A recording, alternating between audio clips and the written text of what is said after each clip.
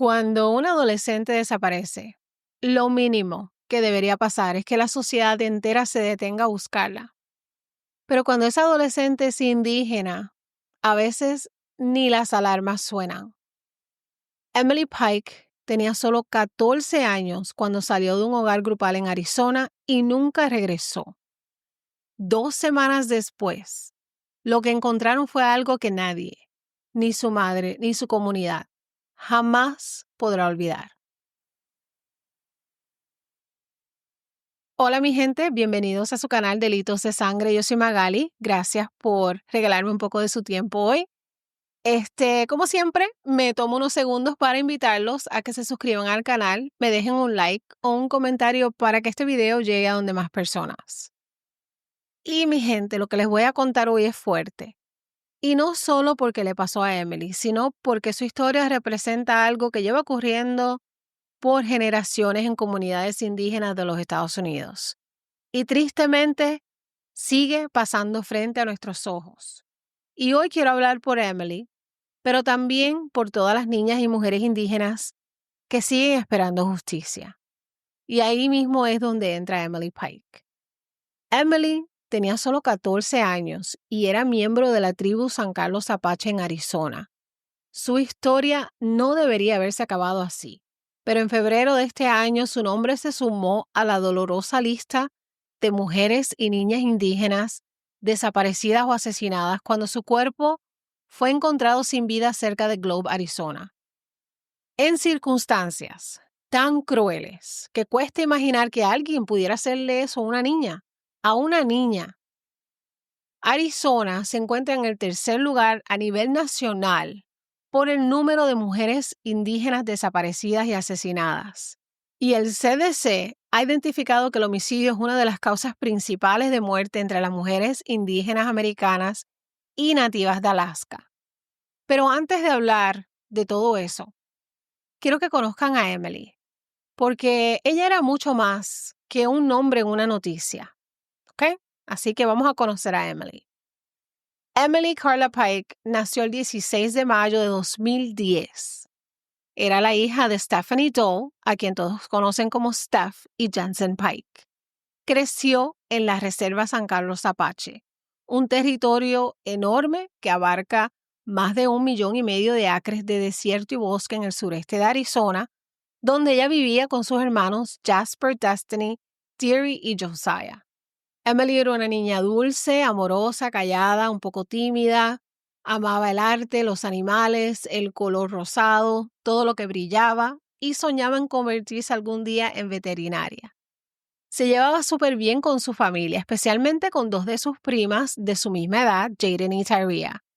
Ellas las 3 se hacían llamar el trío y vivían pegadas juntas todo el tiempo, escuchando música K-pop, inventando bailes, riéndose, jugando Roblox, haciendo planes, haciendo recuerdos, planeando su futuro.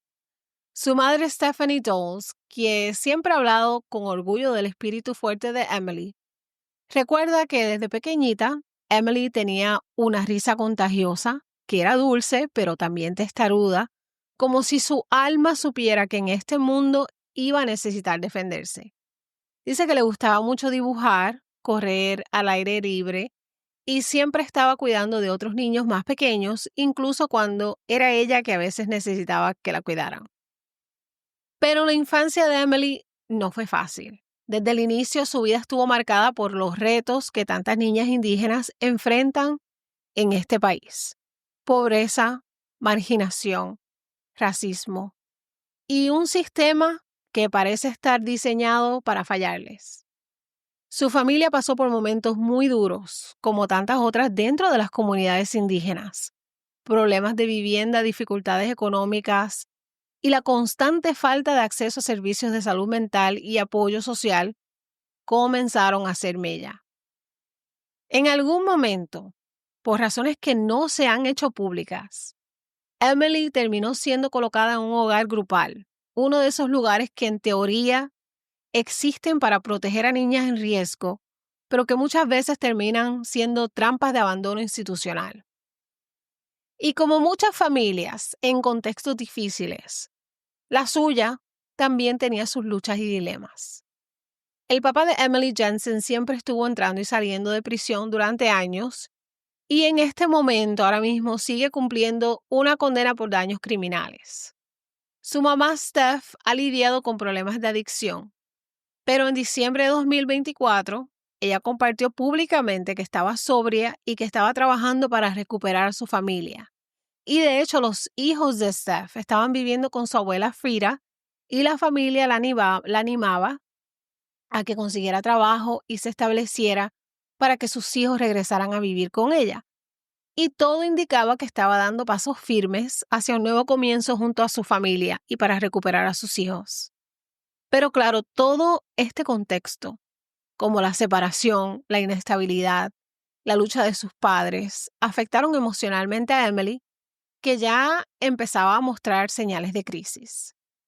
En algún momento, porque acuérdate que este caso es bien reciente, los detalles sobre Emily, su caso, su familia, todo lo que la rodeaba, todavía siguen llegando poco a poco. Pero los servicios sociales de la tribu intervinieron y tomaron la decisión de enviar a Emily a un hogar grupal, lo cual es una residencia para menores bajo la tutela del Estado, aunque Emily no estaba bajo la tutela del Estado. La enviaron a Mesa, Arizona, más de 160 kilómetros de su comunidad y de su familia, porque allí ellos le podrían ofrecer más recursos y apoyos que los que estaban disponibles dentro de la reserva. Y de todas maneras, en los programas de la reserva no había cupo para ella.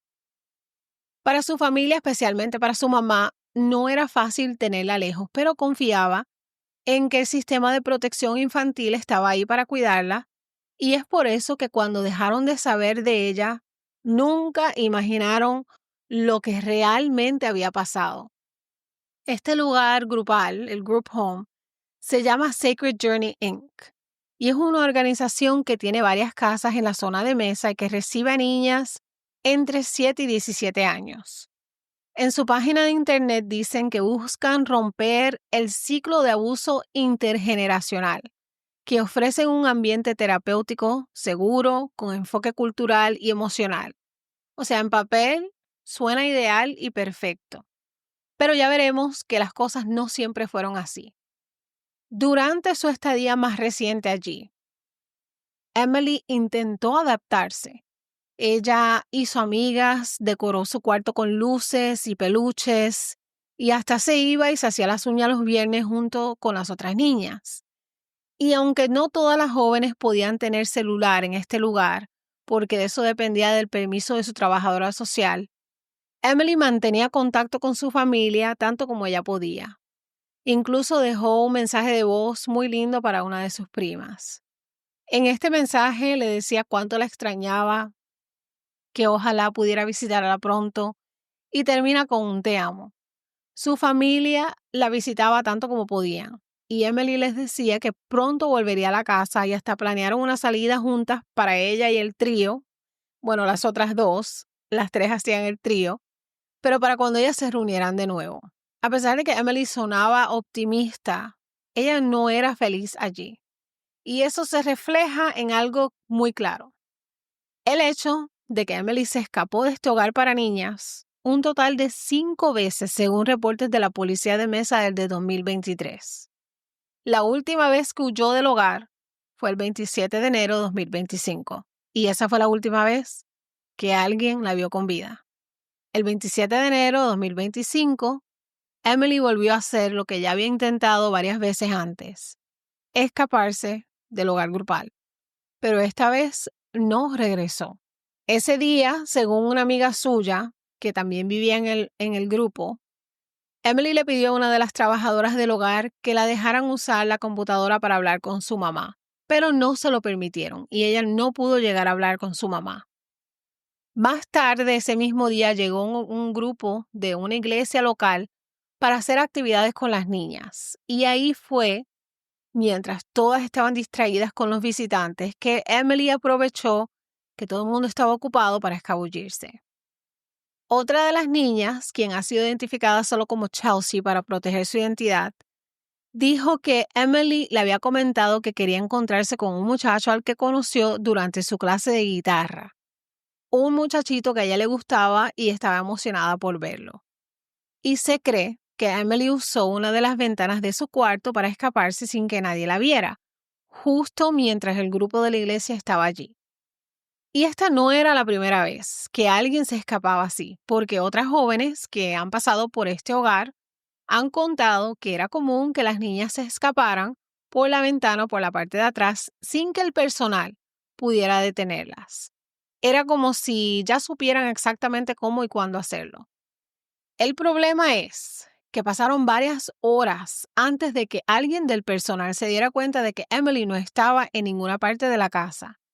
Y cuando la policía finalmente llegó, que fue notificada, la reportaron como una menor fugitiva que se había escapado. Ya era demasiado tarde para preservar una escena. Si había pistas, se perdieron.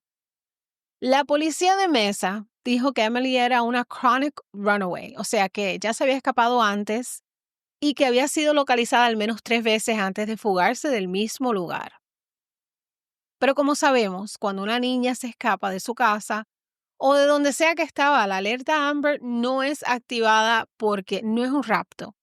Lo único que se hizo fue distribuir volantes por la internet en el área de Mesa, clasificando a Emily como una runaway, una menor que se escapó del hogar. Esa misma noche de la desaparición, Emily Pike fue registrada en el Centro Nacional de Información Criminal. Una cámara de seguridad captó a Emily alrededor de las 7:35 caminando por la intersección Mellops Road y Mesa Drive, que queda bien cerca del group home, y se ve a Emily quien llevaba puesta una camiseta color rosado y gris. Y aquí es donde empieza lo más frustrante, mi gente, porque aunque el group home llamó a la policía, ellos no contactaron de inmediato ni a la trabajadora social de Emily ni a su familia. Y su mamá, Steph, no supo que su hija estaba desaparecida hasta casi una semana después. Eso fue tremendo fallo, tanto de parte de la policía como del hogar grupal, en especial si Emily se dirigía hacia su casa. Imagínate eso, tu hija se escapa, nadie te llama, nadie te dice nada y tú sigues tu vida sin saber que ella está fuera sola, perdida, en un mundo en el que hay tanta gente mala. El 1 de febrero de 2025, Steph, la mamá de Emily, escribió una publicación en el Facebook que realmente partió el alma. Y decía: oh Dios, por favor, cuida a mi hija Emily. Por favor, deja que esté bien. Por favor, que alguien la encuentre. Dios, te lo suplico, cuídala. Ayúdame a encontrarla. Gracias. Amén. Al otro día, al día siguiente, Emily, espero y rezo para que estés bien. Que alguien te encuentre sana y salva. Por favor, oren por mi hija para que regrese con bien. Y después escribió otro más diciendo: si vives en Mesa o Phoenix, ¿podrías ayudarme a buscar a mi hija Emily Pike? Que regrese con bien. Oh Dios, ayúdame a encontrarla. Por favor, que esté a salvo y abrigada. Guíala de regreso. No dejes que nadie le haga daño. Dios, me duele el corazón. Por favor, si puedes ayudar, manténla en tus oraciones. Y así siguió escribiendo todos los días, aferrándose a la esperanza, rezando, pidiéndole a la gente que compartiera la foto de su hija. Ahora Steph vivía casi 100 millas de donde desapareció Emily, más o menos de 2 horas y media a 3 horas de distancia. Y no podía salir a buscar a su hija ella misma, no tenía los recursos para hacerlo. Y esto es algo que vemos en muchos de estos casos. Y las familias se ven con las manos atadas al no poder hacer nada para buscar a su familiar. Lo más triste de todo esto es que mientras Steph escribía todos estos mensajes, con la esperanza de que su hija siguiera viva y fuese encontrada, la policía ya había hecho un descubrimiento horrible y aún no le habían dicho nada. El 14 de febrero de 2025, el día de San Valentín, un teniente de la oficina del sheriff del condado de Gila recibió una llamada de unas personas que estaban caminando por una área boscosa cerca de la carretera 60, específicamente cerca del marcador de milla 277, en un camino forestal al noreste de la ciudad de Globe, Arizona. Lo que encontraron es imposible de imaginar, tanto para quienes los encontraron como para la familia de Pike, como para cualquier ser humano. encontraron bolsas grandes negras, de esas de construcción, las cuales fueron abandonadas en medio de unos pastizales. Y esta parte es muy fuerte, mi gente, porque dentro de estas bolsas habían partes de un cuerpo humano. En una de ellas había una cabeza y un torso humano, y la cara de la víctima mostraba señales de trauma. En la otra bolsa encontraron un par de piernas. Pero lo más perturbador es que los brazos y las manos de la víctima no estaban ahí, no los encontraron y aún siguen desaparecidos. Aunque todo apuntaba que se trataba de una joven adolescente, en ese momento todavía no sabían a quién le pertenecían los restos. Hasta más de 2 semanas después, el 27 de febrero, empezó a circular un memo interno del sheriff en las redes sociales. Ahora, este documento no estaba destinado al público. Decía que los restos encontrados eran de una joven indígena. El papá de otra niña que también está desaparecida, por error también recibió ese memo. Pero cuando él supo que los restos no eran de su hija, decidió publicar ese memo en Facebook con la esperanza de que alguien reconociera la descripción. Obviamente el contenido de este memo era demasiado gráfico y perturbador y no debió haberse hecho público. Hasta las autoridades le pidieron que lo borrara, pero ya era demasiado tarde. Ya la gente había hecho capturas de pantalla y la información ya estaba por todas partes. A raíz de todo esto, la prensa comenzó a investigar y confirmó lo que muchas familias temían, que los restos eran de Emily Pike. La policía llamó a Steph, la mamá de Emily le pidió una muestra de ADN y poco después se lo confirmaron oficialmente. Obviamente Emily no se encontraba con vida, había sido desmembrada y violentada y abandonada como si no valiera nada, como si fuera un pedazo de basura. Ese mismo día Steph publicó en Facebook: ¿por qué Dios? ¿Por qué mi bebé? Te amo, Emily, tanto. Voy a atesorar todos los momentos que vivimos. No puedo creer que te hayas ido. Descansa en paz, mi niña. Mamá te ama. Las autoridades creen que esto no fue simplemente al azar. Y se sospecha que quien terminó con su vida pudo haberle cortado los brazos para eliminar pruebas como rasguños o ADN del atacante bajo sus uñas. Es decir, que Emily pudo haber luchado, pudo haber arañado a su asesino y él lo supo. La causa de muerte fue confirmada como homicidio. A partir de ese momento, el caso pasó a estar liderado por la oficina del sheriff del condado de Gila, con el apoyo del FBI, la Oficina de Asuntos Indígenas y la Policía Tribal Apache de San Carlos.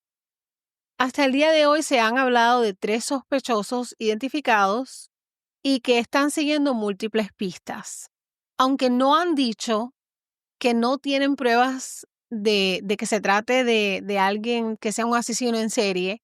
Hay quienes creen que alguien que hace algo tan brutal como esto probablemente ya lo ha hecho antes. No es algo que pasa así de la nada. El lugar donde dejaron el cuerpo, cómo la desmembraron, cómo intentaron borrar evidencia, es un tipo de maldad que simplemente no se improvisa. Un ex agente del FBI, Jim Eagleston, explicó que están revisando todo lo que puedan a nivel tecnológico. Están cruzando los datos de los celulares que estuvieron en mesa cuando Emily desapareció con los que pasaron cerca del lugar donde fue hallada.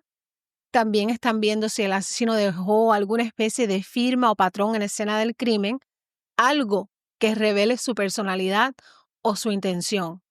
Solicitaron públicamente que cualquier persona que tenga videos de vigilancia o información relevante sobre el área donde Emily fue vista por última vez o donde se encontraron sus restos se comuniquen con ellos.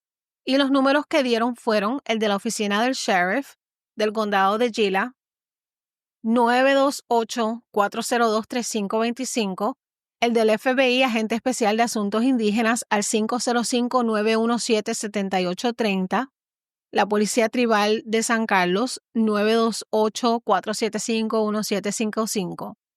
Y mientras todo esto ocurría y la La familia y la comunidad de Emily estaban en shock. Aún no había respuestas, pero ya sabían lo peor, que Emily no iba a volver. Después de que se confirmó que los restos eran los de Emily, muchas miradas se dirigieron inmediatamente hacia el lugar donde ella vivía antes de desaparecer, el hogar grupal Sacred Journey, en Mesa, Arizona. ¿Y por qué? Bueno, porque no era la primera vez que Emily se escapaba de ahí, tampoco era la única niña que se había escapado del hogar. En los últimos 3 años, al menos 30 niñas han sido reportadas como desaparecidas de esa misma institución. 30. Así que era inevitable que surgieran preguntas. ¿Estaban realmente cuidando a estas niñas? ¿Qué protocolos seguían? ¿Se hizo todo lo que se pudo para protegerlas? Una periodista local, Brianna Whitney, habló directamente con la directora del hogar. Y aunque respondió muchas preguntas, muchas de sus respuestas dejaron un sabor amargo. Cuando se le preguntó si era obligatorio reportar a la policía cuando una niña se escapaba, ella dijo que sí, que cada vez que una menor salía sin permiso, aunque fuera solo para ir a la tienda, tenían que notificarlo y levantar un informe. Lo cual es extraño, ya que muchas de esas niñas eran las mismas que se escapaban una y otra vez. Pero en lugar de preguntarse por qué lo hacían o tratar de prevenirlo, simplemente empezaban a llenar papeles. La directora también explicó que el personal no tiene permitido tocar a las menores, no pueden ponerle una mano encima a menos que sea para evitar un daño inmediato. No las siguen y no las detienen. En casos así, lo único que hacen es llamar a la policía y quedarse por teléfono hasta que llegue una patrulla. Básicamente, los empleados no pueden actuar físicamente para evitar que una niña se vaya. Y cuando se le preguntó sobre el caso de Emily en específico, sobre qué pasó exactamente el día en el que ella desapareció, la respuesta fue simplemente: el personal siguió todos los protocolos, nada más. Otra pregunta muy importante fue que si era cierto que hay 30 niñas desaparecidas de ese lugar, lo cual la directora negó, diciendo que todas las menores reportadas como desaparecidas fueron localizadas y las que no volvieron al hogar grupal fueron reubicadas a otros centros o otro lugar donde le proveen atención más especializadas. Pero esta explicación no ha sido muy convincente, porque si el sistema estuviera funcionando bien, ese sistema que ellos han implementado ahí, Emily estaría con vida. Entonces viene la pregunta más difícil. ¿Por qué se escapan tantas niñas de ese lugar? La respuesta que la directora dio fue que hay muchas razones. Que extrañan a su familia, no se adaptan a las reglas, tienen problemas de salud mental, sienten que no tienen control en su vida. Y aunque todo eso puede ser cierto, al hablar con las niñas que vivieron allí, la historia se vuelve mucho más compleja, porque una de ellas contó que algunos miembros del personal eran extremadamente duros y que trataban a algunas niñas diferentes y que castigaban sin sentido. También dijo que si alguien tenía un colapso emocional o pensamientos autodestructivos, en lugar de recibir ayuda, lo que hacían era llamar al equipo de crisis y a la policía. Otra joven que estuvo también allí dijo más directamente que ese lugar la marcó para siempre, que fue maltratada, ignorada médicamente y hasta pasó hambre. Y según ella dijo, y cito, lo que se suponía era para mi protección fue peor que lo que se suponía que me estaban protegiendo. Me trataron como si fuera una criminal.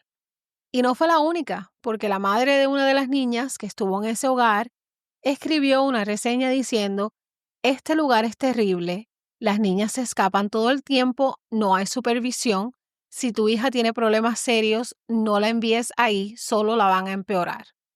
Y el testimonio más fuerte aún vino de una de las niñas que convivió con Emily en el hogar. Ella dijo, y cito, me fui del hogar porque no puedo vivir en esa casa sabiendo que dejaron que esto le pasara a Emmy. Y ojo, no se trata de señalar con el dedo y decir fue culpa del hogar. Pero sí hay que hacernos estas preguntas difíciles. ¿Por qué es que Emily no pudo usar la computadora para llamar a su mamá ese día? ¿Por qué su familia no fue notificada de inmediato cuando se escapó? ¿Por qué una niña tan vulnerable no recibió más protección? Porque todo parece indicar que Emily solo quería volver a su casa. Ella quería ver a su mamá y estaba buscando una manera como fuera de regresar a su casa. Y si no tenía acceso a un teléfono, si nadie le ayudaba a contactar a su familia, ¿qué otra opción le quedaba? Ella tal vez intentó pedirle ride a alguien, quizás alguien se ofreció a llevarla y ella pensando que esta persona la estaba ayudando, se fue con ellas y le hizo daño. Una cosa muy inquietante es que el lugar donde encontraron los restos de Emily estaba relativamente cerca de su comunidad. Si ves un mapa, quien la llevó tuvo que haber ido por la carretera 60 y luego pasó de largo la salida hacia la reserva, como si deliberadamente evitara devolverla a su hogar. Pero todavía no sabemos si terminaron con su vida ahí mismo o si pasó en otro lugar. Todavía no han llegado, no han publicado los resultados de la autopsia, ni se ha dicho cuánto tiempo estuvo viva después de salir del hogar. Solo sabemos que se fue y no regresó. Pero ahí es donde la historia de Emily empieza a hacer ruido. Y no solo en su comunidad. Su caso encendió una llama. Y muchísimas personas empezaron a alzar la voz sobre lo que está pasando con las niñas indígenas en este país. Y mi gente, esta historia es muy importante para mí porque yo tengo 2 sobrinas que pertenecen a una tribu indígena que viven en Nevada. Si a mis sobrinas le sucediera algo, yo iría a tener allá a Arizona a pelear. Entonces, ¿por qué no pelear por todas las demás que también están pasando por una situación en la que no deberían estar? Es muy injusta y no debería estar pasando. Uno de los logros más importantes fue que su caso impulsó el proyecto de ley HB 2281, que es una legislación que propone crear un sistema de alerta Amber similar al de alerta Amber, pero exclusivo para personas indígenas desaparecidas. El 10 de marzo, más de 100 personas se manifestaron frente al Capitolio Estatal de Arizona exigiendo que ese proyecto se aprobara, y lo lograron. La Cámara aprobó la ley por unanimidad y ahora pasará al Senado. La representante Teresa Martínez, una de las autoras del proyecto, explicó que hay 2 razones principales por las que tantas niñas indígenas desaparecen y no son encontradas a tiempo. Una de ellas es que las reservas están ubicadas en zonas rurales, muy aisladas, donde es fácil cometer crimen sin testigos. Otra es que hay una falta de coordinación entre las autoridades tribales, estatales y federales, lo que muchas veces ralentiza las investigaciones. Pero yo creo que muchas personas piensan igual que yo. Y es que hay una tercera razón, que no se dice lo suficiente. Y es el que las niñas indígenas simplemente no reciben la misma atención mediática que otras niñas desaparecidas. Y esa falta de cobertura significa menos recursos, menos presión pública y menos urgencia para actuar. Aún así, el pueblo de Emily se ha negado a dejar que su historia pase por desapercibida. Un grupo de artistas, incluyendo a A.J. Larson, Felicia García y Erika Raymond, pintaron un mural hermoso con su rostro en un tanque de agua dentro de la Reserva San Carlos Apache. El mural se llenó de manos rojas, un símbolo que representa el silencio forzado y la indiferencia que enfrentan tantas mujeres indígenas víctimas de violencia. En sus vigilias, decenas de personas vestidas de rojo cantaron, rezaron, hicieron danzas tradicionales y prometieron seguir luchando por justicia. Uno de los momentos más duros fue cuando su prima Jaden dijo entre lágrimas: "Ya no vamos a hacer el trío". Se fue y no nos dijo nada. Solo supimos por el reporte de personas desaparecidas y un mes después nos dijeron que ya no estaba con nosotros.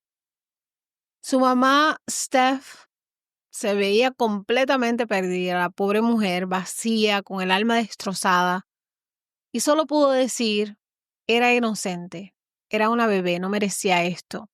Mi corazón no lo soporta". Mi gente, después de conocer la historia de Emily Pike, con todos estos detalles, creo que todos podemos coincidir en algo. Y es el que esto no puede seguir pasando. No puede. Emily era solo una niña. Tenía ilusiones, tenía una familia que la amaba, tenía un futuro.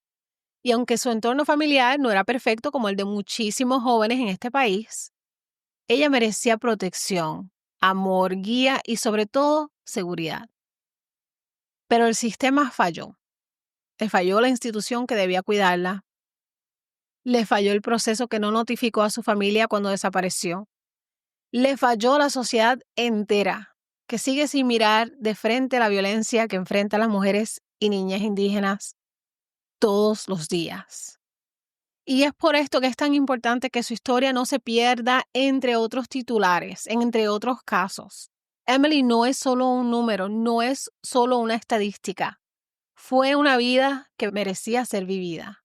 Su caso ha puesto una vez más en el centro la urgencia de proteger a quienes están más olvidadas. Porque si no exigimos justicia por ella y por las miles desaparecidas que aún no aparecen, esto va a seguir ocurriendo. Y lo más triste es que nadie va a hablar de ellas como casi no se habló de Emily, hasta que su cuerpo apareció en pedazos. Así que quiero invitarte a que uses tu voz, tus redes, tu círculo cercano para hablar de esto. Comparte la historia de Emily. Es un acto de resistencia, porque el primer paso que se da para cambiar algo es hablar de ello. Mi gente, gracias por quedarte conmigo hasta el final de esta historia tan dura, pero tan y tan necesaria.